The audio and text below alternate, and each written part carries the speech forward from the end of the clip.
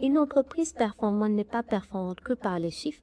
Et je pense qu'à chaque épisode, une manière pour vous rebondir sur ça, les chiffres, l'argent, ça essaie de quantifier. C'est ça, les chiffres ne sont pas le seul moyen de pouvoir déterminer le niveau de performance d'un collaborateur, d'une entreprise. On parle beaucoup de qualité de vie et conditions de travail. Aujourd'hui, c'est devenu le terme qui véritablement définit si une entreprise va être synthé. Ceux qui sont orientés sur le bien-être aujourd'hui sont les entreprises qui vont survivre demain. Parce que notre rapport au travail, il a changé. On vient plus travailler pour pouvoir mettre de la viande dans la marmite, comme je dis. On vient travailler pour pouvoir nous découvrir, nous accomplir, nous procurer du bonheur.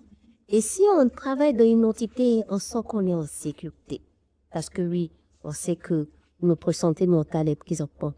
On nous donne la possibilité de prendre part des initiatives de bien-être. On sait que quand il y a un problème, on est accompagné, on est soutenu, mais il n'y a pas de raison d'aller chercher ailleurs. Parce que l'entreprise coche toutes les cases qui nous correspondent. En plus, maintenant, d'autres éléments tels que les malheurs et tout ça, où on doit être adigné.